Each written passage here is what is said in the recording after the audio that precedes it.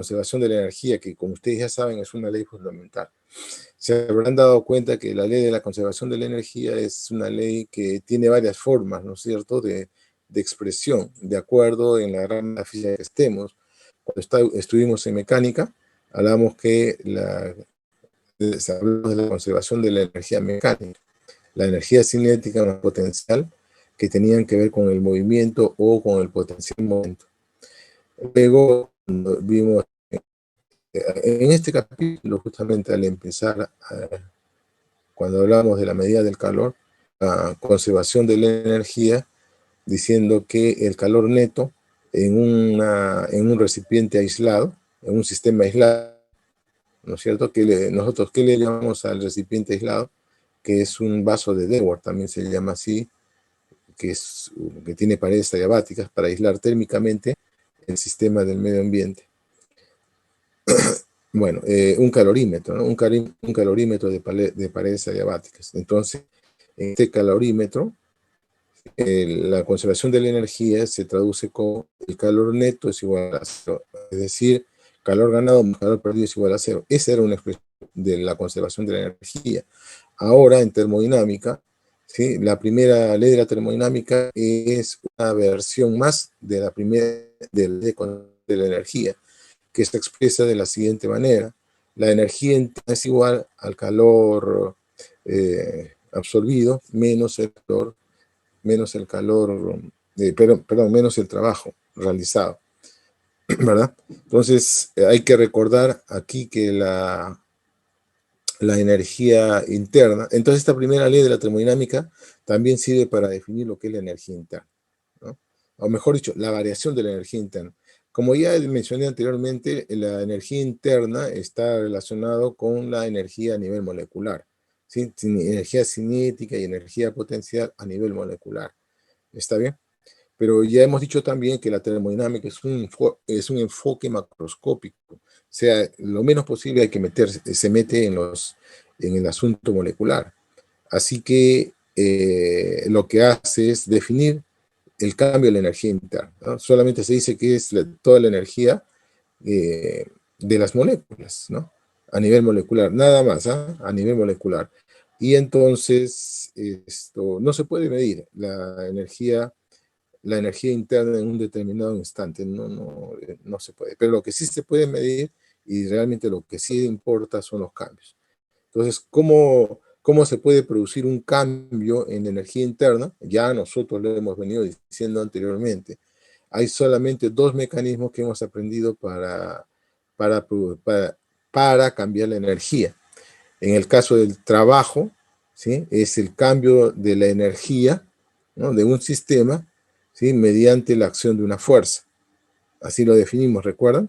Y también definimos el calor, ¿sí?, como el mecanismo para transferir energía térmica de un sistema a otro. En este caso sería del entorno hacia el sistema o viceversa. ¿De acuerdo? Son las dos únicas formas de transferencia de energía. De manera tal que la energía interna, recalco, es posible que se cambie a través de estos dos mecanismos. Entonces, la primera ley de la termodinámica, que repito, es una versión más de la conservación de la energía, se traduce a esta ecuación que estoy señalando ahorita, ahí, ¿no? ¿Está bien? Ahora, de otro lado, esta conservación de la energía aplicada implica de que si es que estamos hablando de un dispositivo mecánico, una máquina térmica, todavía no hemos hablado de máquina térmica, pero si es un dispositivo termodinámico, un dispositivo físico cualquiera, ¿sí?, en un conjunto de procesos, en un ciclo termodinámico, ya sabemos lo que es un ciclo, ¿no?, que es un conjunto de procesos que tiene el estado inicial del primer proceso es igual al estado final del último proceso. Entonces, en un ciclo termodinámico, el cambio de la energía interna debe ser igual a cero. Entonces, esta primera ley de la termodinámica es una ratificación, ¿sí?, de este concepto que está aquí, ¿no?, que nosotros le hemos puesto en forma matemática, ¿no?, como una integral de línea, donde, por supuesto, la línea son los procesos que sigue el sistema en el ciclo. Entonces, todos los cambios, ¿sí? Todos los cambios de la energía interna en un ciclo, finalmente es igual a cero. ¿Por qué? Porque dado que la energía interna es una función de estado, ¿sí?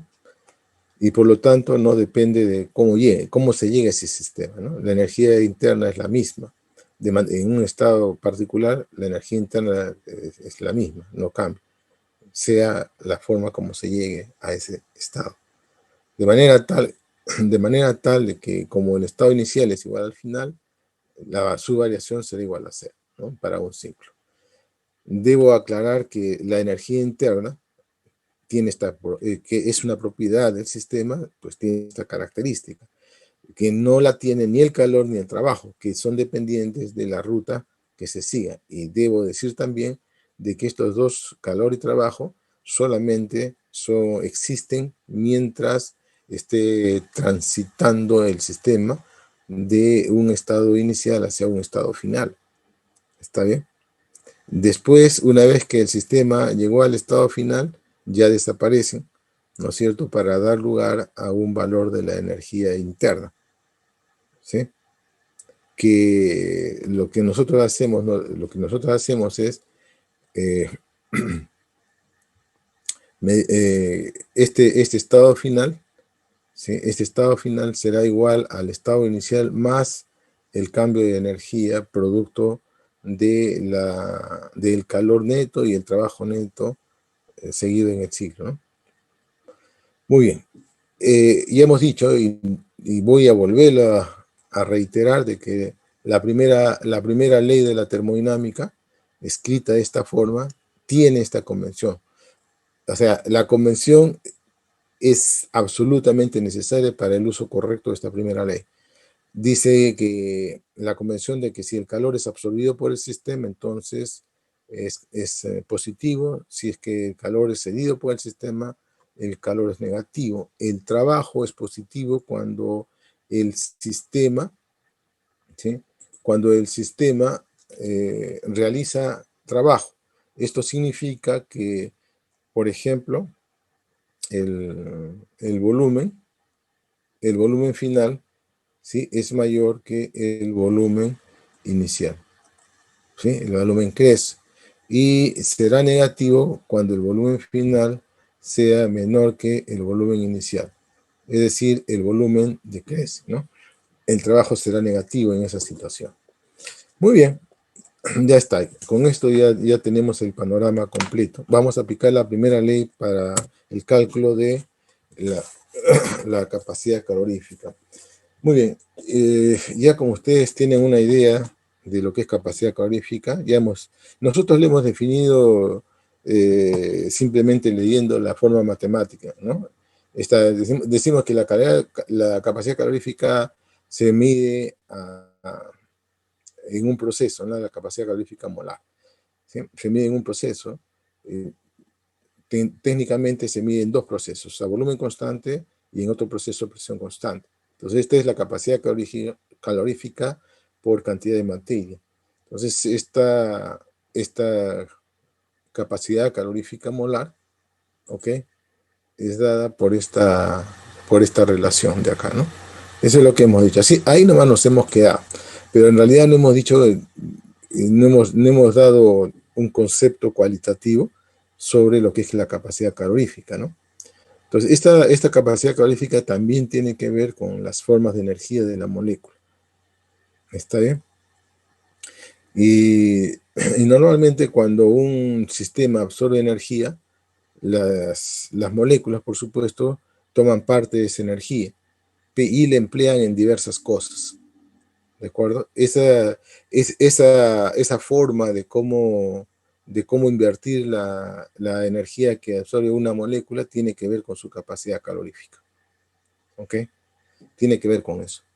Si la capacidad calorífica es grande, y eso le corresponde, por ejemplo, a una molécula compleja, entonces eso significa que va a tener que absorber mayor cantidad de energía para que todas las formas de energía puedan incrementarse, ¿sí?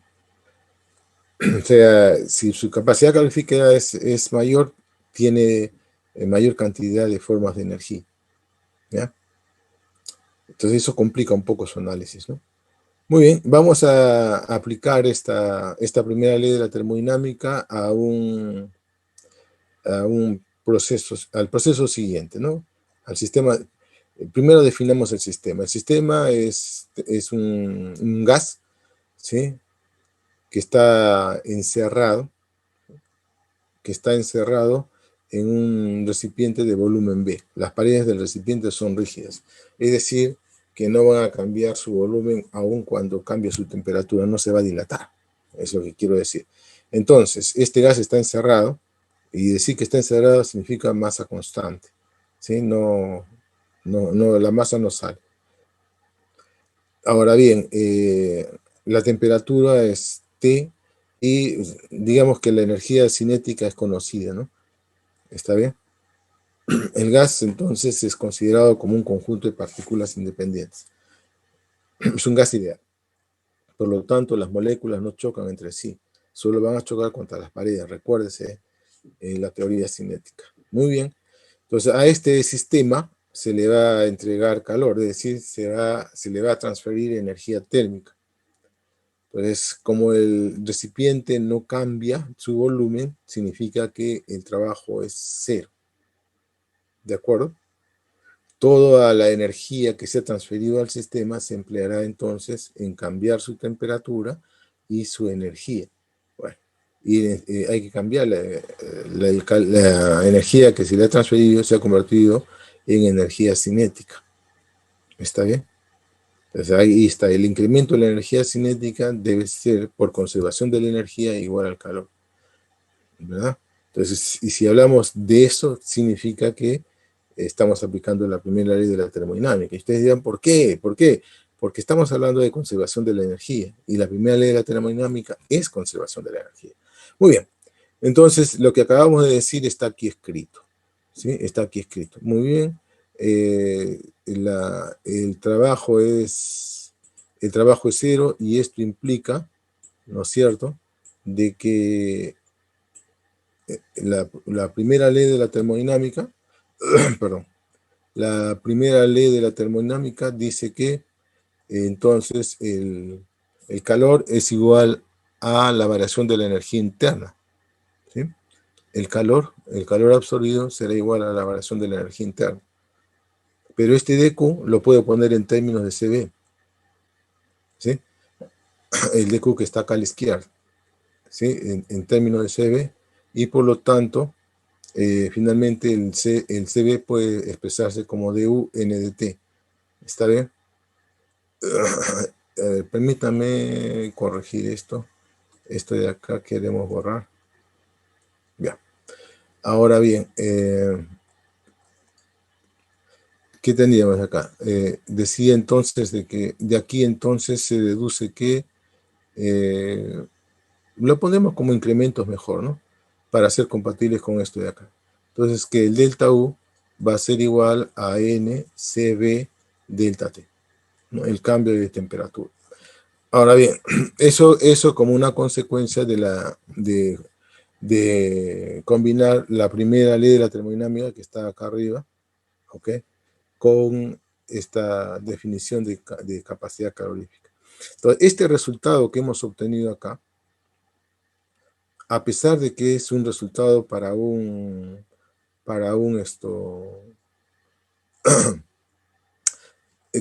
es un resultado para un caso específico, es decir, para un proceso específico, vale, ¿sí? Vale para todo proceso, válido para todo, ¿sí? Este es el para todo matemático, para todo proceso, ¿ok? Vale para todo proceso, ¿está bien? Entonces el cambio de la energía interna se puede expresar como NCB delta T para todo proceso de un gas ideal, ¿está bien? Ahora como siempre, seguimos aclarando las cosas. Espero que la forma como lo estoy explicando, les ayude a ustedes a entender bien, ¿no? Entonces, hasta aquí este es un gas ideal, ¿sí? Entonces, un gas ideal ¿sí? Un gas ideal, desde el punto de vista teórico, es un conjunto de partículas indistinguibles, partículas de las cuales no se conoce su estructura, no importa su estructura, ¿sí? ¿De acuerdo? Entonces, por eso se llega a esto de acá. Ahora, ¿sí? Entonces decimos que vamos a agregarle, ¿sí? Vamos a agregarle a, a la teoría del gas ideal, vamos a agregarle el principio de equipartición de la energía, ¿sí? Equipartición de la energía, que es otro concepto, ¿no? ¿De acuerdo? Es un concepto que proviene también de la física estadística, ¿sí?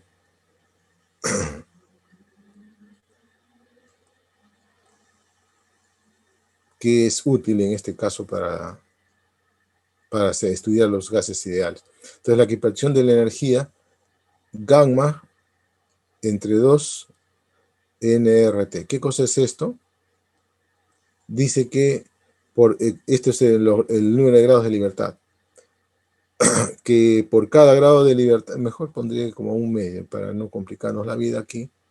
Perdóname, hasta aquí, esto lo voy a poner como 1.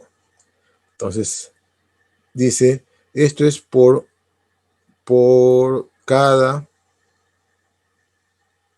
grado de libertad.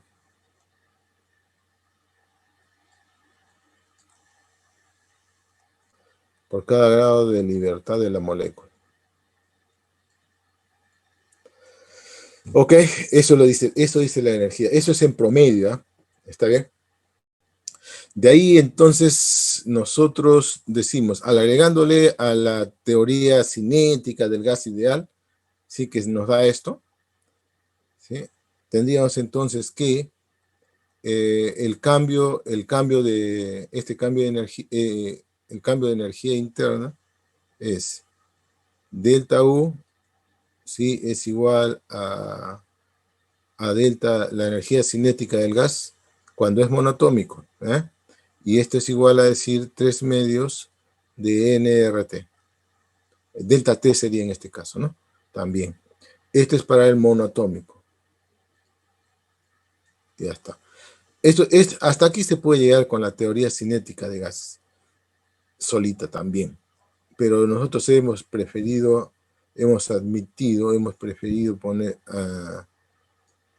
ponerlo después de la equipartición, porque inmediatamente podemos decir que la variación de la energía interna, ¿sí?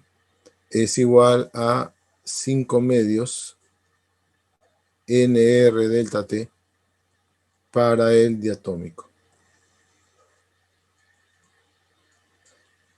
Diatómico modelo tipo mancuerna. ¿Está bien? Entonces, para el caso de diatómico, acá tienen ustedes el valor de CB. Lo que hay que hacer entonces es comparar estos resultados que están acá abajo, son los resultados teóricos, ¿ya? De la teoría cinética más la equipartición de la energía, y lo comparamos con lo que está acá arriba, con lo que hemos obtenido de nuestro proceso, de nuestra transformación termodinámica. ¿De acuerdo? Entonces esto ya está, ya tienen ustedes la explicación, ¿no? Es una explicación reiterativa, como digo, pero quiero ser reiterativo porque mi interés es que ustedes relacionen todo lo que es todo lo que hemos aprendido antes. No es que en mecánica aprendimos la definición de trabajo y la abandonamos, ¿verdad? Y acá tenemos una nueva definición de trabajo, no es la misma definición, estamos hablando del mismo trabajo, ¿sí? Lo que pasa es de que estamos adaptando, ¿no? Así como, es más, algunos piensan que conservación de la energía se acaba con la energía mecánica, pero eso no es así. La conservación de la energía la tenemos también en calorimetría, la tenemos aquí en termodinámica, ¿sí? Pero son diversas, son otras formas de energía que tiene la naturaleza la que nos interesa. Eso tiene que quedar bien claro en su cabecita, ¿ya? Esa es la idea, la clave del asunto. ¿Mm? Entonces, y ustedes cuando estén en ingeniería van a ver otros tipos de energía, ¿no? Por ejemplo, van a ver la energía química, otra vez la energía termodinámica, la energía, hay un curso que ustedes llevan que tiene que ver con procesos de la metalurgia y también se habla de energía en el caso del funcionamiento de los sistemas de cómputo. Se habla también de energía, no es otra energía, es la misma energía. Lo que pasa que hay que averiguar, hay que aclararse. Ahora yo creo que ya tienen ustedes la suficiente amplitud, que si no se lo dicen, que es lo más probable, ¿sí? Que no les digan, la energía que nos interesa, la energía es esta.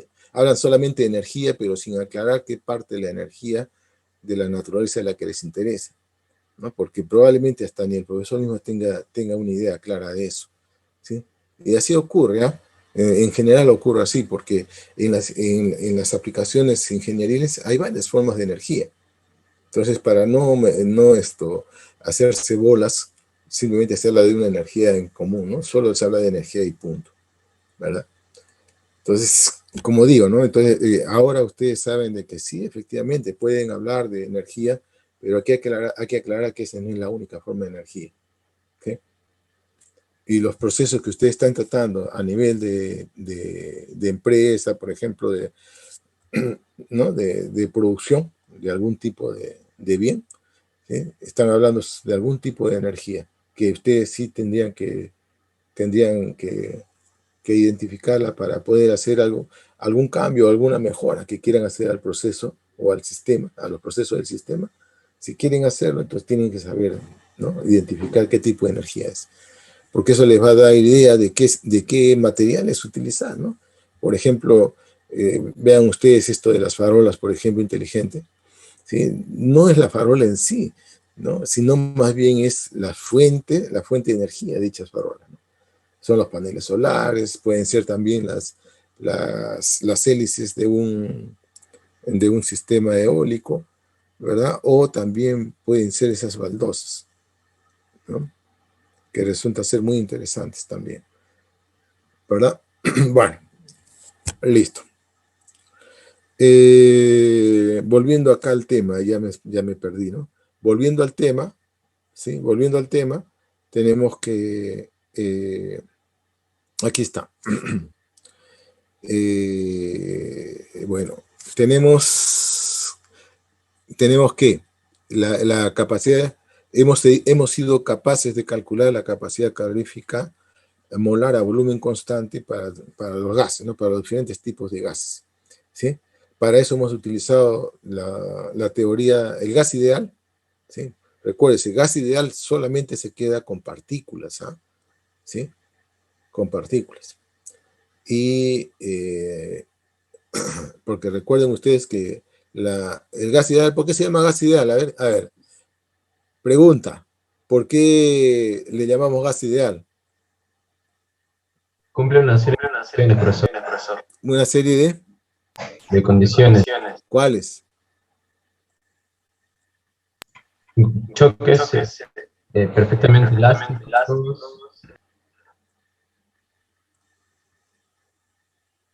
Habían tres. Dos. No. Bueno, ya desde el punto, ya te voy a ayudar, desde el punto de vista experimental, ¿cuál era?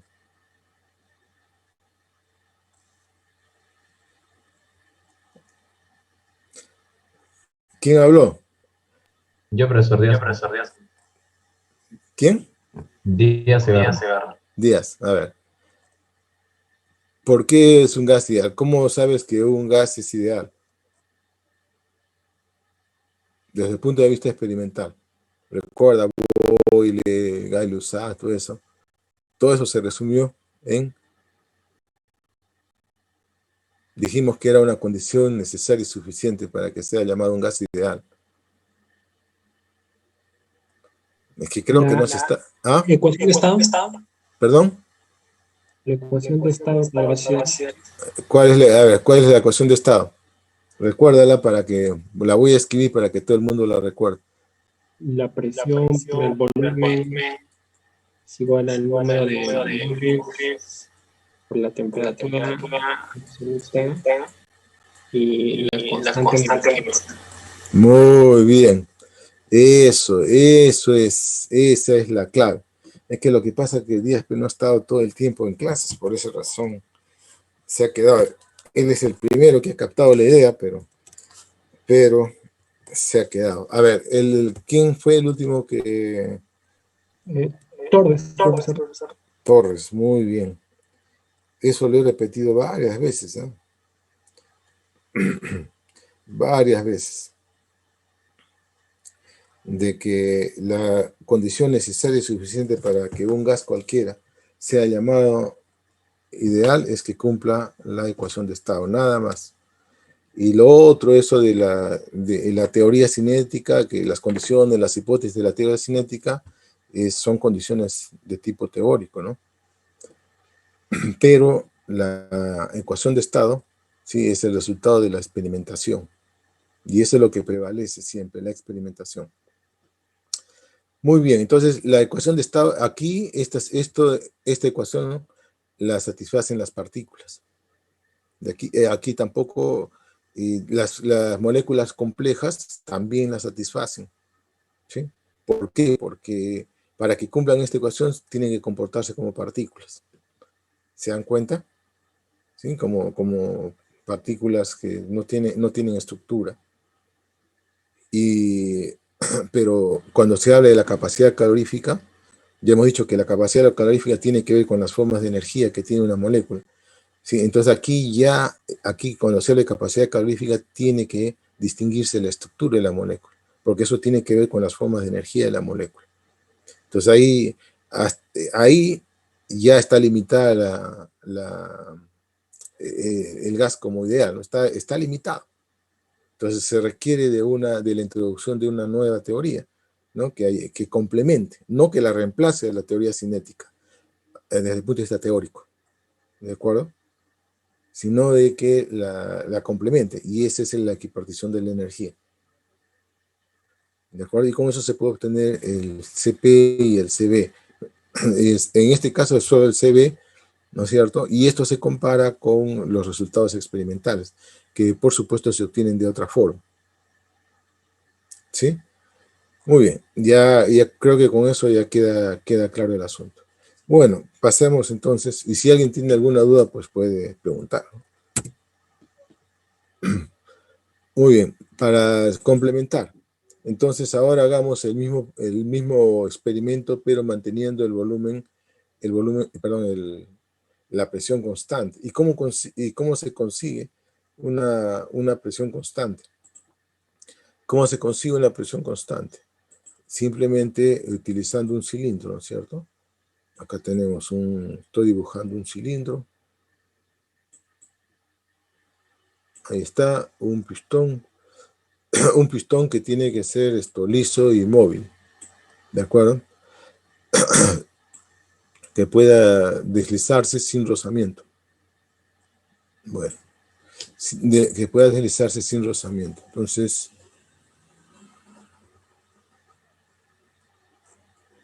ya está. Entonces aquí está, acá hay un gas. Qué feo está eso. A ver. Aquí está el gas ideal. ¿Ok? Entonces este puede deslizarse sin, ¿no es cierto?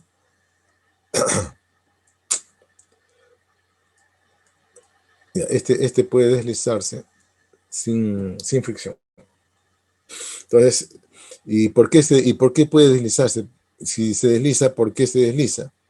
¿No? Para mantener la presión constante. Es decir, que la presión en el interior, la presión del gas encerrado sea igual a la presión externa. ¿Sí? Y usted dirá, ¿y por qué la presión? ¿Por qué no puede ser la temperatura? Porque precisamente, recuérdese que el cambio de presión, ¿sí?, hace que se deslice. El cambio de presión por área es una fuerza, ¿se acuerdan, no? ¿Sí? Acá tenemos presión interna por área, presión externa. A ver. Lo tendré que dibujar, aunque me estoy ya demorando mucho, pero bueno. Espero que valga la pena, que se entienda mejor. ¿Sí? Espero que se entienda mejor el asunto. Esa es mi intención. Muy bien, entonces acá tendríamos una fuerza interna, esta de acá. Esta es la fuerza interna que va a ser igual a la presión interna por el área. ¿Está bien? El área del pistón. Acá la fuerza externa va a ser igual a la presión externa por el área. ¿Sí?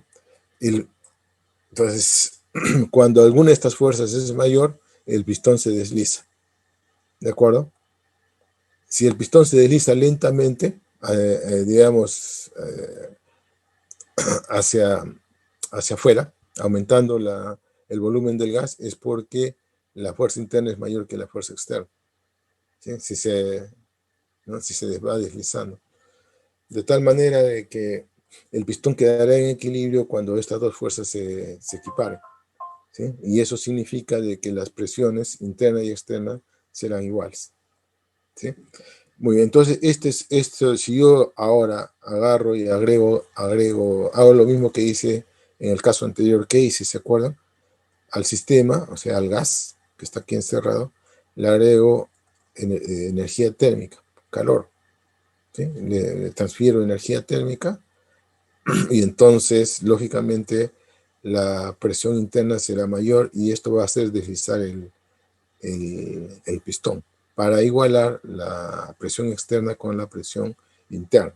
Entonces, en todo momento el gas tendrá presión constante, ¿no? Mientras está agregando calor, la presión será la misma, ¿no? Porque, repito, el pistón se está moviendo para que eso ocurra. ¿Y cuál es el valor de la presión en el gas? Igual a la presión externa, igual a la presión atmosférica. Entonces, nosotros sabemos por definición de la capacidad calorífica molar a presión constante es dQ entre N de T. ¿De acuerdo? Entonces, aplicando ahora la primera ley, aquí está la primera ley de la termodinámica, ¿no? La primera ley de la termodinámica dice que el calor, ¿sí?, más la variación de energía interna es igual al trabajo. ¿Está bien?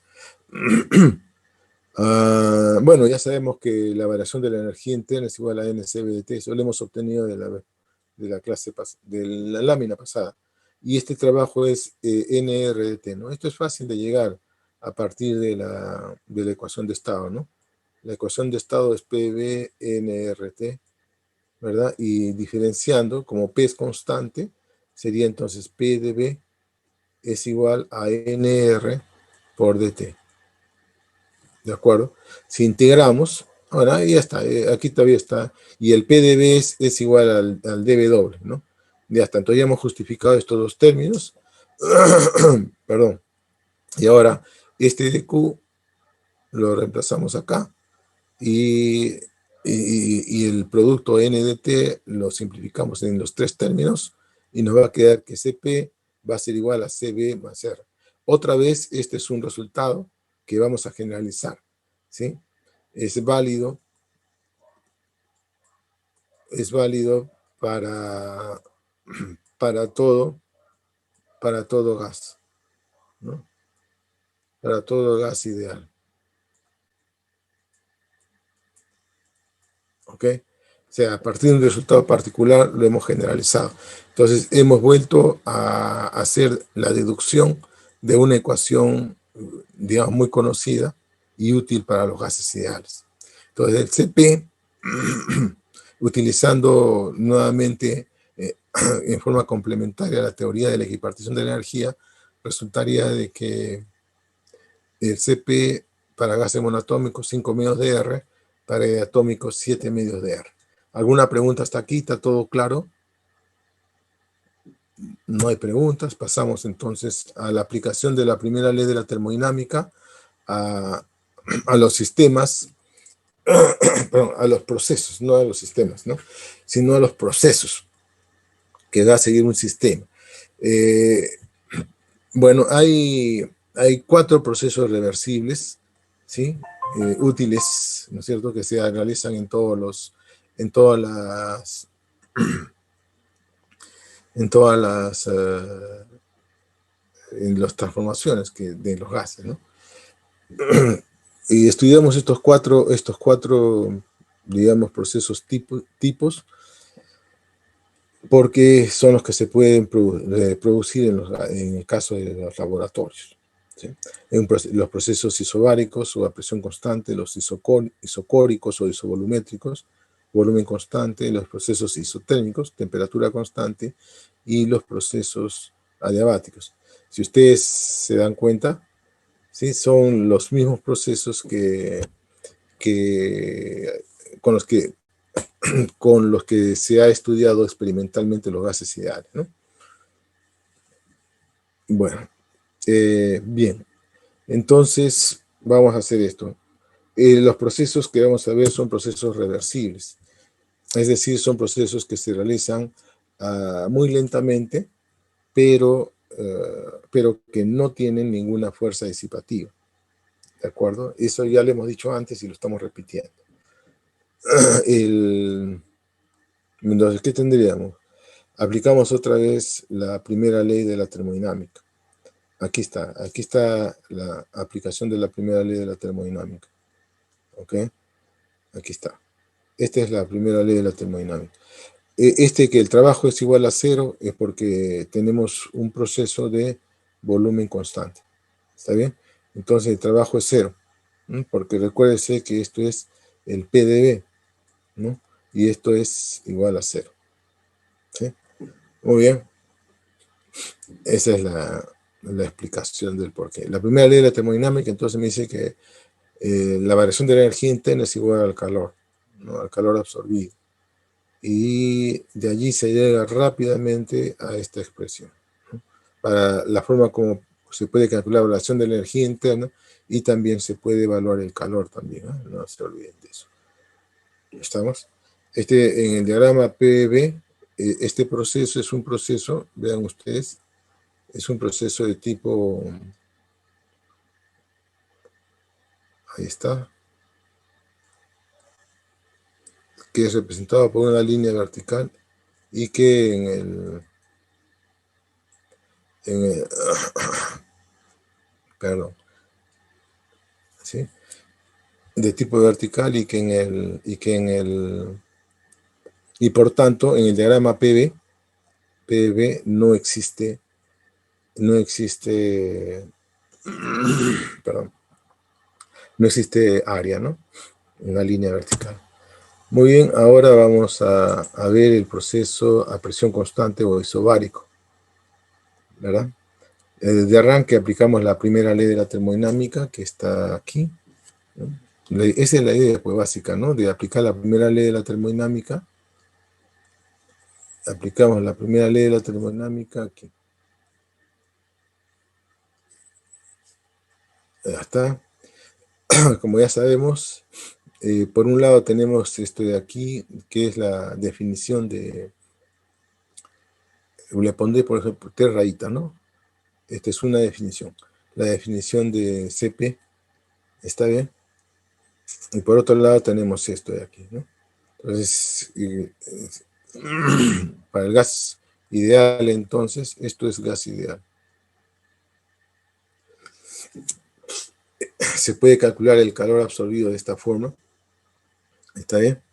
Y el trabajo, por otro lado, también se puede calcular así, ¿no? Cada flechita representa un aporte independiente, ¿ok?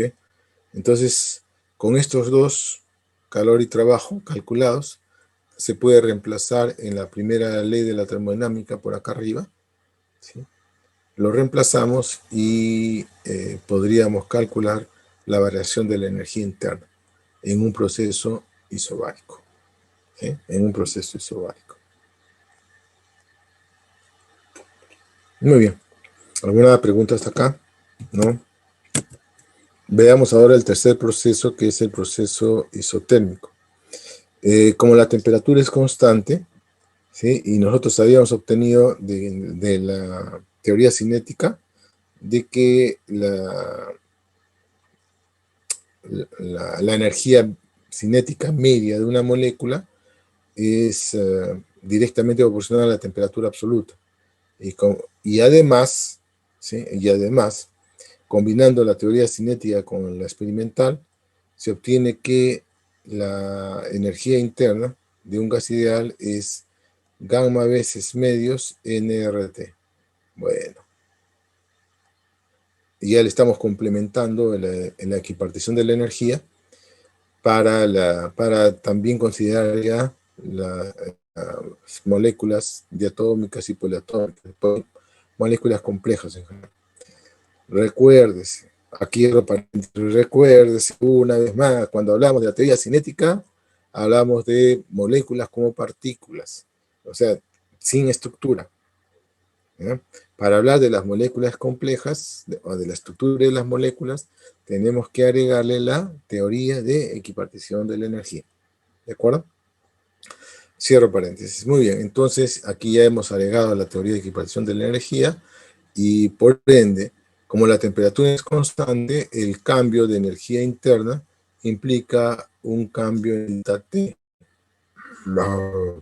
Implica un cambio en delta T. ¿Sí? Así que, ¿qué hacemos nosotros?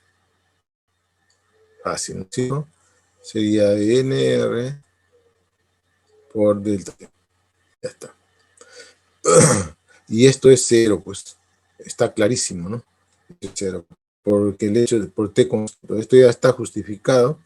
Ahora, de otro lado, sabemos de que la isoterma cumple en el gráfico presión versus volumen, cumple con esta ecuación, PV constante. Esa es la ley de Boyle.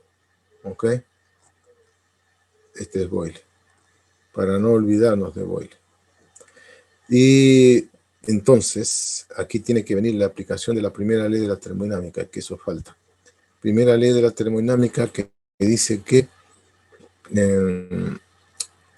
la variación de la energía interna, que es igual a cero, es igual al calor menos el trabajo. De allí resulta que Q es igual al trabajo.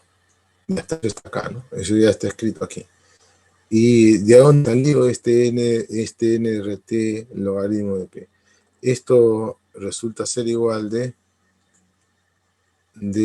esto,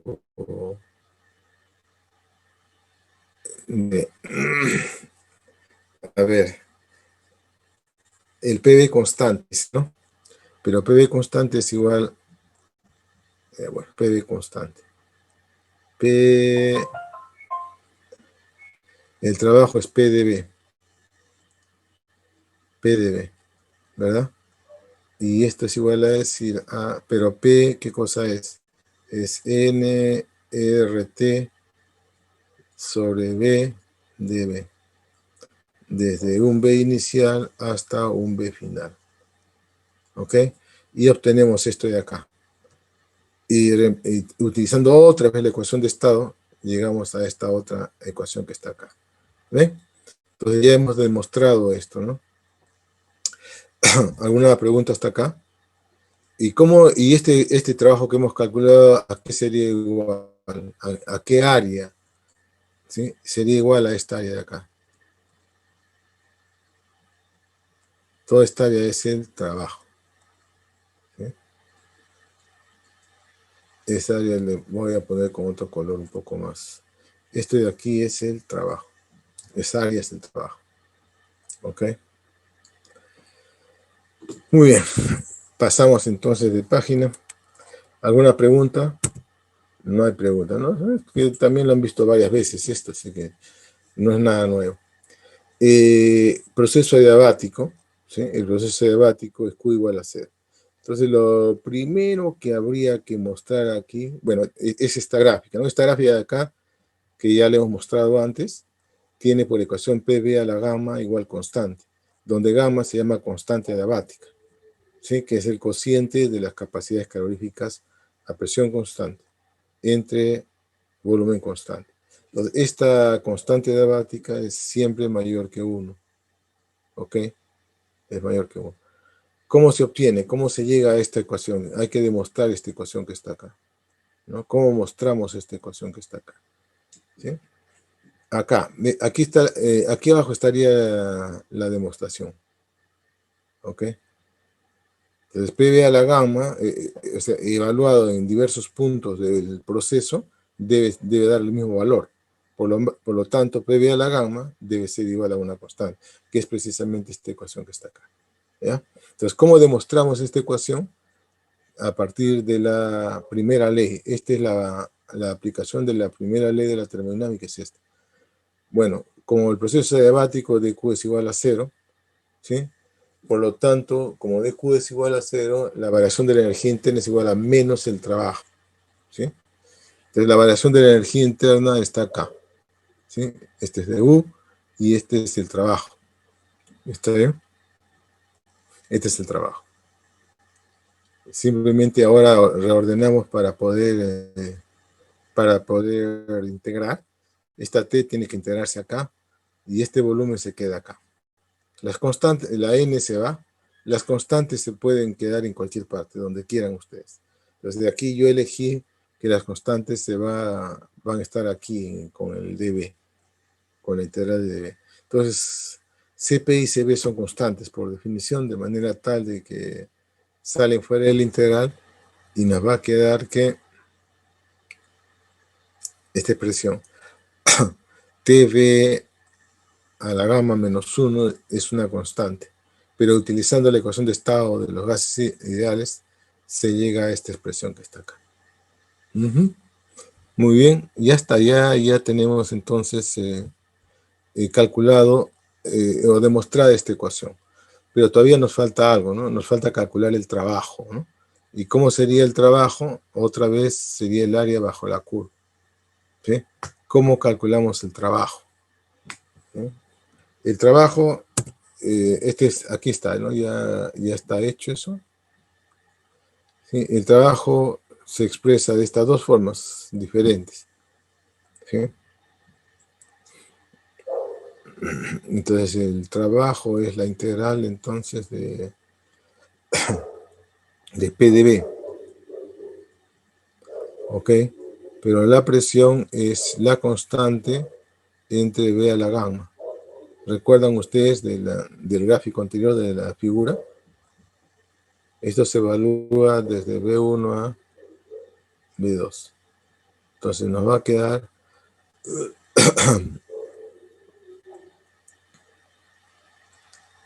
1 menos gamma, la constante multiplicado por,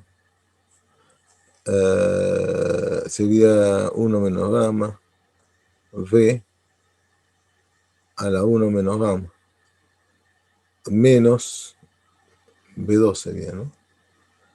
Menos C por V1, 1 menos gamma. Ya está. Entonces, esta C, ¿a qué es igual esta C que está acá?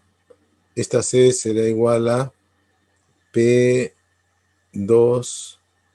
V2 a la gamma. Y esta C que está acá será igual a P1, V1 a la gamma. Entonces, al multiplicarlo, nos va a dar esta ecuación que está acá. Entonces ya hemos justificado esa ecuación, hemos demostrado esa ecuación. ¿Eh? Y esta otro lado, ¿de dónde sale esta otra? De la primera ley de la termodinámica, ¿no? Recuérdese que, bueno, de lo que vimos anteriormente, voy a cambiar de color. Anteriormente vimos que la primera ley de la termodinámica, ¿sí? Si dQ es 0, entonces nos dice que la variación de la energía interna es igual a menos el... Así mejor lo pone. La variación de la energía interna es menos el trabajo. Ok, entonces esto de acá sería menos el trabajo. Ya hemos calculado el trabajo. Pero nosotros sabemos que esta variación de la energía interna, ¿sí?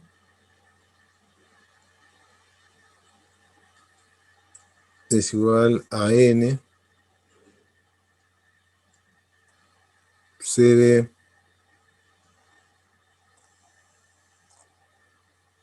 T1 menos T2. Ya está, y esto es igual entonces al trabajo, a menos el trabajo. No, T2 menos T1, ¿no? Porque es final menos inicial. Siempre es final menos inicial. Borró todo menos lo que yo quería. Ya está. T2 menos T1. Ya está. ¿Ven? Y eso es igual a menos el trabajo. Muy bien, entonces ya está. Pues ya tienen ustedes aquí, ¿no? Son dos formas diferentes de expresar el trabajo, ¿no? ¿Está bien? Dos formas diferentes de expresar el trabajo.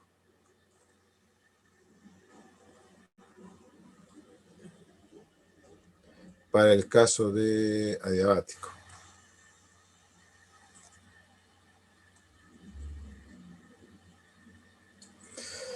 ¿Alguna pregunta? ¿No? Muy bien. Me encanta cuando todo se entiende, ¿no? Ya, este es un ejemplo. Bien, vamos a hablar ahora inmediatamente de las máquinas térmicas, ¿sí? Vamos a hablar del ciclo de Carnot, ¿no? Y aplicaremos voy a seguir mejor la secuencia aquí para no perderme, ¿eh? Vamos a hablar entonces de lo que son las máquinas térmicas, ¿sí? Recuerden que hasta ahora hemos aplicado la primera ley de la termodinámica a las capacidades caloríficas de los gases ideales para calcularlos. Hemos aplicado también para los procesos, ¿sí? Las transformaciones, ¿sí? Que experimentalmente se pueden hacer, como esa presión constante, volumen constante y temperatura constante, además de sin cambio de calor con el sistema, con el medio ambiente, con el entorno. Y hasta ahí no hemos llegado. Falta aplicar la primera ley de la termodinámica a ciclos de trabajo. Entonces, vamos a estudiar los dispositivos físicos que están diseñados para trabajar con sustancias que siguen un ciclo termodinámico, ¿sí? Entonces, estas máquinas, una de estas máquinas, ¿sí? Se llama máquina térmica. ¿Por qué? ¿Cómo se define esta máquina térmica?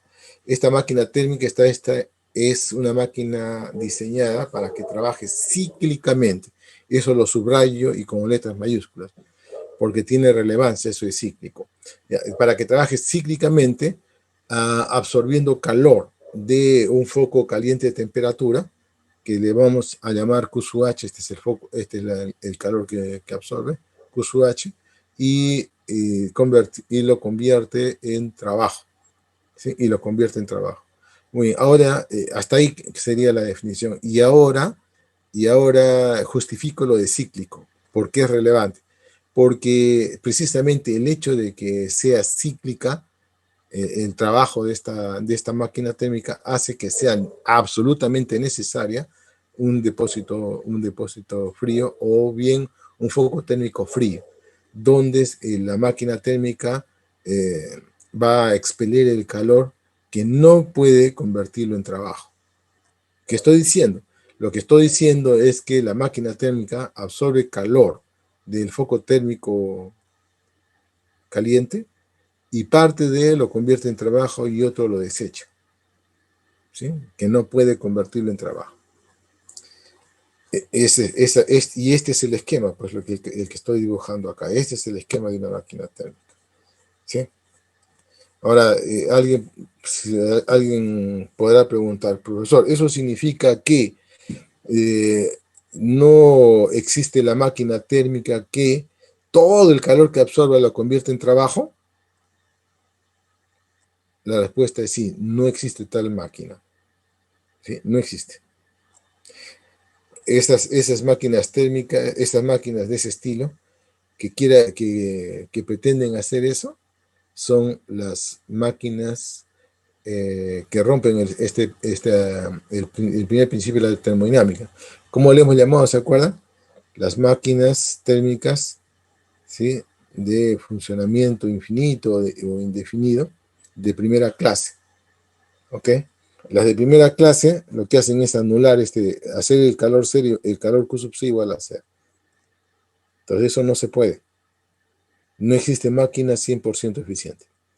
Entonces, ¿qué cosa es una eficiencia? La eficiencia, una vez más lo estoy diciendo acá, es el trabajo o energía útil que se obtiene de la máquina entre el calor necesario para que funcione la máquina. O sea, es el calor que se extrae del foco caliente. ¿Sí? Aquí en mi esquema de máquina térmica. Bueno, entonces, aplicando el principio de conservación de la energía, ¿sí?, a mi máquina térmica, acá, por ejemplo, el Q sub H entra positivo y el Q sub C negativo y el trabajo también. Así que finalmente, el Q sub H es positivo porque entra el Q sub C negativo, ¿no? Y el trabajo entonces será igual a esta expresión.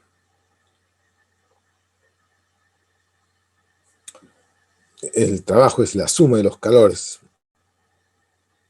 ¿sí? Uno es positivo y el otro es negativo, como repito. Así que finalmente la eficiencia se puede escribir en la forma que allí aparece, ¿no? ¿Esta eficiencia depende de la sustancia de trabajo? Sí. ¿Y en dónde? ¿En dónde? ¿Dónde se ve eso? ¿Sí? ¿Dónde se puede ver eso? Precisamente en el trabajo y el calor que absorbe, ambos tienen que ver con la sustancia de trabajo. Ambas cosas tienen que ver con la sustancia de trabajo. ¿Ya? Es posible que diseñar un ciclo termodinámico en el cual la eficiencia sea independiente de la sustancia de trabajo. La respuesta es sí. Esas son las llamadas las máquinas ideales o la máquina de Carnot, de la cual vamos a hablar dentro de un rato. Muy bien. Entonces, la segunda ley es una ley muy, muy general, ¿ya? Tanto así de que se aplica en muchos procesos en la naturaleza. Y en la naturaleza tenemos distintos tipos de procesos, ¿sí? Hay procesos, por ejemplo, que tienen una sola dirección. Por ejemplo, ¿sí?, el flujo de calor. El flujo de calor siempre va de altas temperaturas a bajas temperaturas, ¿sí? El flujo del agua siempre va de mayores presiones a bajas presiones, de altas presiones a bajas presiones. ¿De acuerdo? También lo es nuestra propia vida. ¿Ok? Nosotros nacemos, crecemos, morimos. ¿No? ¿Está bien? Y, ¿qué otras cosas? De la vida también de todos los animales, la vida de las estrellas, como el Sol, por ejemplo. ¿Sí?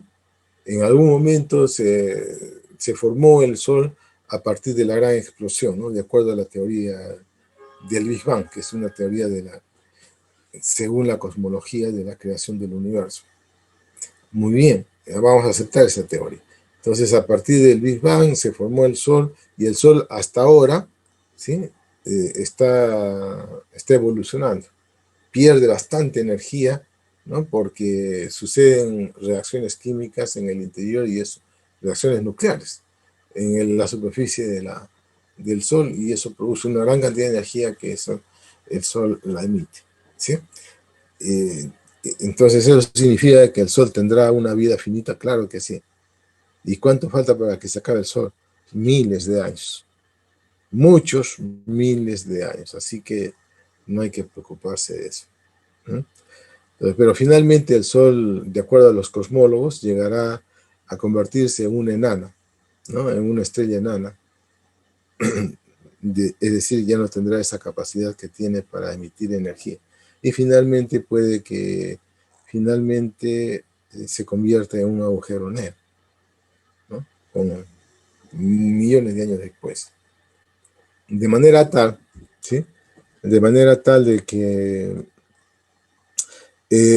hay procesos naturales, y no pocos, como ustedes están observando, que tienen una sola dirección. Y ahí se aplica la segunda ley de la termodinámica. ¿Ok? Y eso tiene que ver también con la entropía. Ya lo veremos después. Bien, también se aplica a las máquinas térmicas que acabamos de ver, ¿sí? Esta segunda ley, puesto que esta ley nos habla de la imposibilidad, ¿sí? de que se obtenga la máquina térmica, es decir, que todo lo convierta, que todo el calor que absorbe lo convierta en energía, ¿sí? Imposible. Sí, más aún, si es que aún hubiera fuerzas pero si tuvieran fuerzas disipativas, peor todavía, ¿no? Aunque consideremos gases ideales igualito, ¿ah? Igualito, o sea, que no haya un ciclo de procesos, digamos, cuasi estático, reversible, una máquina reversible, no una máquina ideal, una máquina reversible, no tiene eficiencia absoluta, no, es imposible que todo el calor que absorba lo convierta en trabajo. Sí, esta parte de acá es imposible. Hay otros dispositivos como que cumplen una función diferente a la máquina térmica, que son los refrigeradores o los sistemas de calefacción, ¿no? De casas que le llamamos, o de enfriamiento de las casas también, que le llamamos bombas térmicas. ¿Se dan cuenta? Son prácticamente en todos los procesos naturales se aplica estas leyes de la termodinámica, en particular esta segunda ley. De manera tal de que por ser tan amplia la aplicación de esta ley, ¿sí? Es que tiene varias formas de expresarse. Bueno, esto ya no es nuevo para nosotros, ¿no? Ya hace un momento hemos recalcado que la conservación de la energía tiene varias formas de expresión, ¿sí? De acuerdo a dónde estemos, ¿no es cierto? En qué rama de la física estemos trabajando. Igualito sucede con la segunda ley, ¿eh? De acuerdo con el sistema físico que estemos trabajando, tiene una forma de expresarse. Si se trata, por ejemplo, de máquinas térmicas, ¿sí? Si se trata de máquinas térmicas, ya hemos dicho que una máquina térmica que sea 100% eficiente, esto es imposible. ¿De acuerdo? Esto de acá es imposible. Por lo tanto, ¿sí? Por lo tanto, este sería una máquina térmica real y correcto, que además de convertir el calor que absorbe en trabajo, parte lo pierde. Entonces, Kelvin y Planck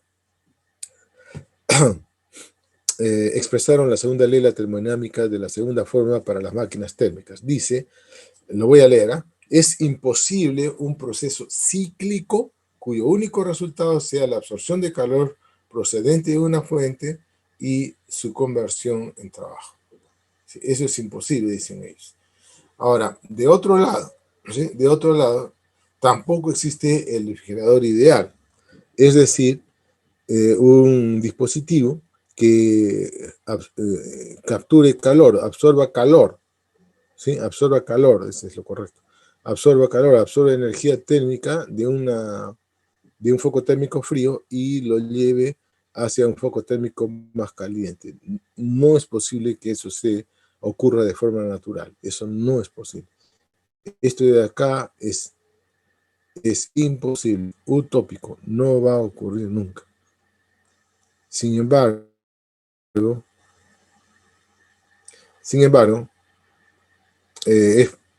es posible realizar trabajo sobre el refrigerador para que pueda cumplir con este objetivo, ¿no? Que es precisamente esto que estamos viendo acá, ¿sí? Entonces, Clausius expresó la segunda ley de la termodinámica, ¿sí? En términos de los refrigeradores, y lo dijo de esta forma, estoy leyendo: es imposible que un proceso cíclico tenga como único resultado la transferencia de calor de un cuerpo frío a uno más caliente. ¿Sí? Ok. Y vamos a ver después otra forma de expresar la segunda ley de la termodinámica, pero ya en función de la entropía, que todavía no la hemos definido. Muy bien. Como ustedes habrán podido ver, una crítica, una limitación de esta segunda ley de la termodinámica es de que no me da armas, no me da herramientas para calcular el trabajo o la energía perdida. A ver, me está diciendo, oiga, si usted es un jugador de fútbol, jugando contra la selección peruana, usted y su equipo no podrá de ninguna forma ganarles, ni tampoco podrá empatarles, ¿sí? A lo más, ¿sí? A lo más lo que podrá hacer es, si no pierde por goleada, perder por lo mínimo, ¿no? Que es el 1-0. ¿Me están entendiendo lo que estoy diciendo? Lo que estoy diciendo es de que la segunda ley de la termodinámica me dice que en todo dispositivo que realice trabajo, ¿sí?, cíclico, no es posible tener una máquina 100% eficiente. Eso es lo que me está diciendo. O sea que no toda la energía que yo voy a poder obtener y utilizar de la máquina, ¿sí?, es la misma, ¿sí?, es la misma energía que yo le estoy entregando a la máquina para que funcione. Suena un poco feo, ¿no? O sea, para ser más simple, de toda la energía que yo le entrego a la máquina, ¿no?, al dispositivo, para que trabaje, ¿ok?, solamente voy a obtener una parte útil. El resto se va a perder. Eso es lo que me está diciendo la segunda ley. Hasta ahí no me dice. Ojo, estás limitado, ¿eh? Estás perdiendo energía eso me está diciendo. Si tú haces funcionar tu maquinita que realiza trabajo cíclico, estás perdiendo energía. La energía útil es menor que la energía que estás empleando para que trabaje. Recuerda, eso es lo que me dice la segunda ley de la termodinámica. Pero existe el teorema de Carnot, que además de decirme esas limitaciones, me va a permitir calcular cuál es el trabajo perdido, cuál es la energía perdida. ¿De acuerdo? Y entonces, este teorema de Carnot sí me da la forma de cómo calcularlo. Esa es la ventaja.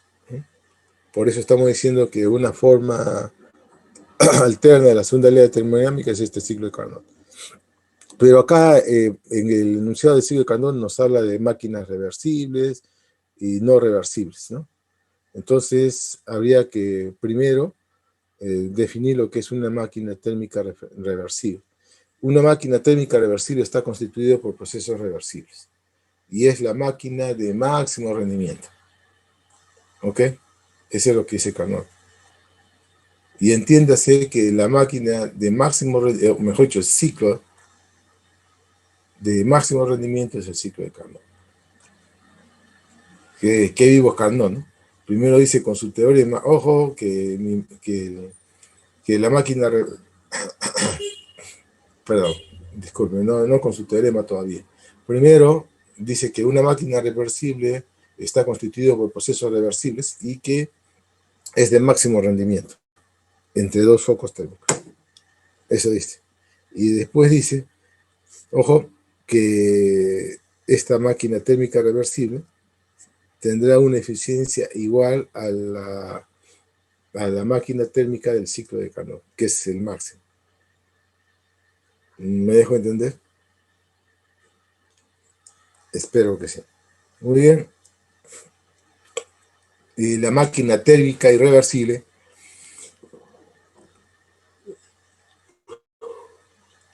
tiene efectivamente procesos en los cuales se pierde energía, ya sea por la presencia de fuerzas disipativas, ¿no es cierto? Necesariamente tendrá que ser por la presencia de fuerzas disipativas y por otros factores también. En los procesos irreversibles, ¿sí?, que constituyen una máquina térmica, la eficiencia siempre será menor que la máquina térmica reversible, siempre. ¿Ok? Y eso es lo que dice el teorema de Carnot. Miren ustedes, y eso lo demostró también Carnot, ¿no? Dice la eficiencia de la máquina térmica, de una máquina térmica cualquiera, que trabaja entre dos focos térmicos, es menor que el de una máquina térmica reversible, que trabaje entre los mismos focos térmicos. Ahí está poniendo una cota superior. Está poniendo una cota superior para las máquinas térmicas. ¿Sí? Entonces, dice, se cumple la igualdad si la máquina M, que estamos testeando, que estamos probando, es reversible. Y es desigual si la máquina es irreversible.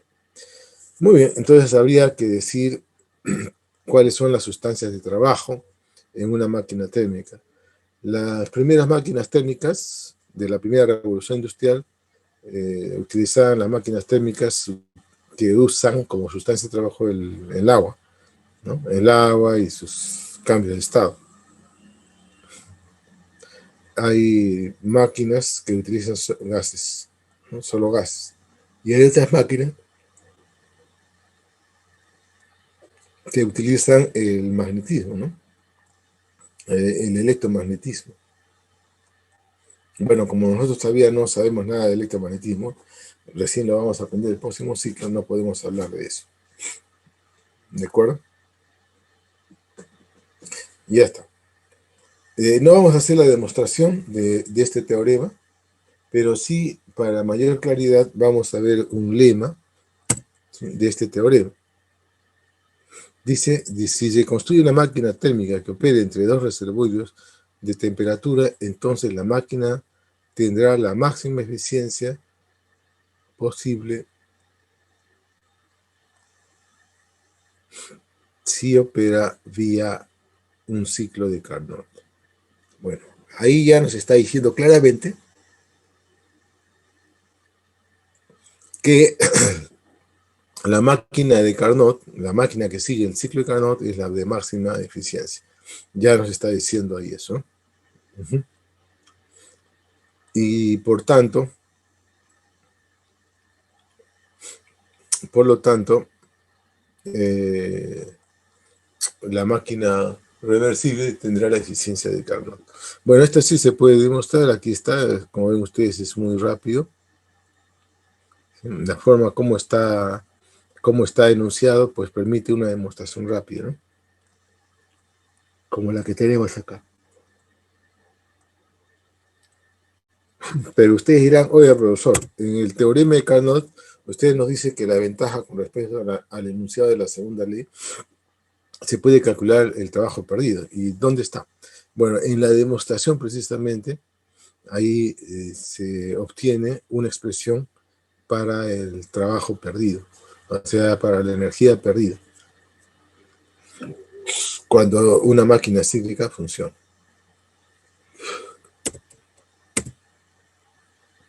Bien, entonces ya que hemos tocado el ciclo de Carnot, hablemos del ciclo de Carnot. ¿Cómo está constituido un ciclo de Carnot? Un ciclo de Carnot está constituido por 4 procesos reversibles, 2 procesos adiabáticos y 2 procesos isotérmicos. ¿Está bien? Voy a empezar. Supongamos que empezamos del estado A. Aquí está. Cuando vamos al estado B, ¿sí?, lo hacemos a través de una isotérmica, una expansión isotérmica. ¿Por qué decimos una expansión? Porque el volumen B es mayor que el volumen A. Y esto se hace con absorción de trabajo, perdón, con absorción de calor, con absorción de energía térmica. ¿Sí? Hay una transferencia de energía térmica del medio hacia el sistema, que es la máquina térmica. De B a C es una expansión adiabática, calor es 0,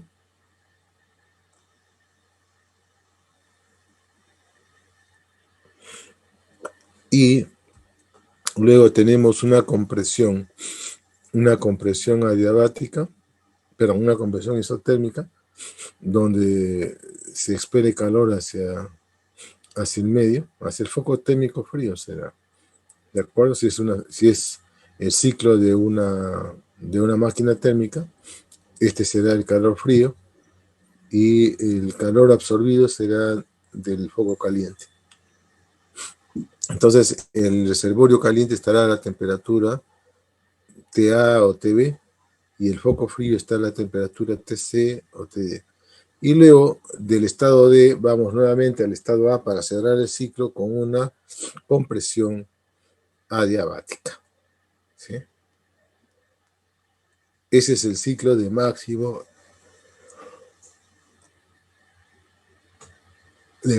rendimiento. Y eso es menor que el 100%, ya lo dijimos. A las máquinas que siguen un ciclo de Carnot se le llama máquina ideal. ¿Sí? Entonces, lo que queda para ustedes ahora es esto de acá, tienen que demostrarlo. ¿Sí? Esto de acá tienen que demostrarlo. Muy importante que lo demuestren, ¿eh? Muy importante. Si lo utilizan en el examen, tienen que demostrarlo. ¿Sí? Bueno, muy bien. Y si se reemplaza este resultado en la eficiencia, ¿sí? Nosotros hemos dicho que la eficiencia la eficiencia por definición, ¿sí? La eficiencia por definición, hemos dicho que es trabajo en el ciclo, trabajo neto entre el calor absorbido. ¿Sí?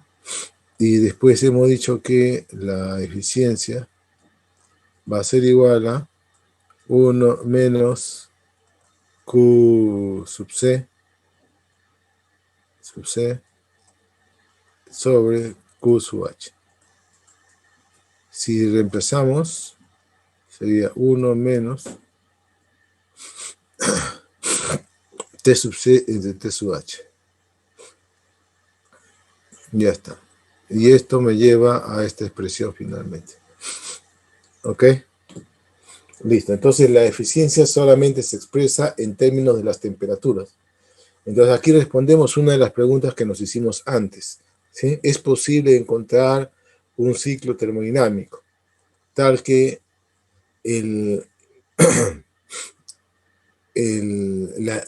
la eficiencia de una máquina térmica no dependa de la sustancia de trabajo? Esta es.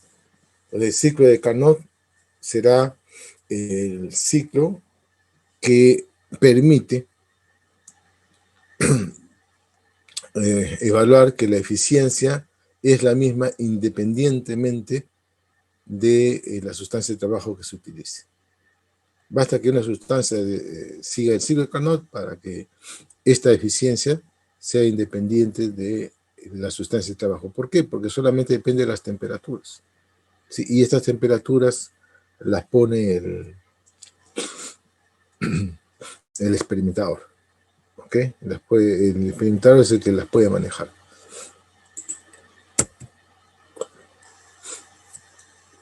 Bueno, otros ciclos termodinámicos de interés son el ciclo diésel.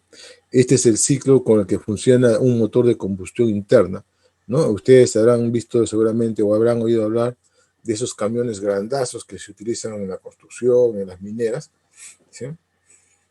Que el motor tiene suficiente potencia como para transportar gran peso.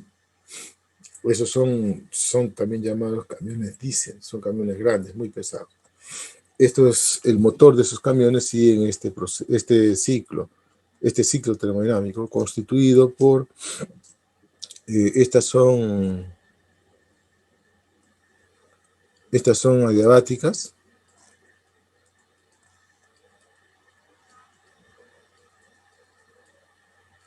¿ok? Y esta es una isobárica y esta es una isovolumétrica, ¿sí? Este es el ciclo ideal de diésel y este es el ciclo real. Se puede llegar hasta una eficiencia de 64%, lo cual es bastante bueno. El ciclo de Otto, que es otro ciclo muy importante, que se sigue también en combustión interna, está constituido por 12 adiabáticas,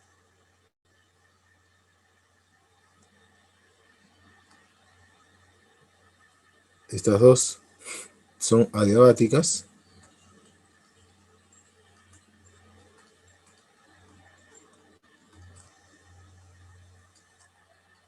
y 2 isovolumétricas. También hay otro como llamado el ciclo de Stirling, que ahora tiene mucho, a pesar de que ya tiene más de 150 años de haber sido inventado, ¿sí? Ahora ha tomado una gran importancia por el hecho de que es un sistema o es una máquina ecoamigable, ¿no? Ahora todo lo que es ecológico tiene mucha relevancia. Entonces, este ciclo de Stirling está compuesto por 2 isovolumétricas y 2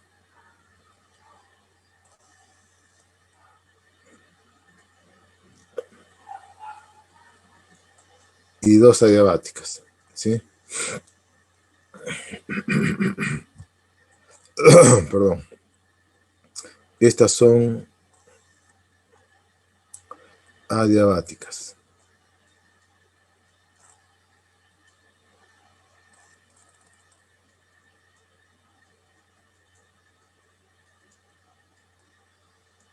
Son adiabáticas. Y estas 2 son isovolumétricas.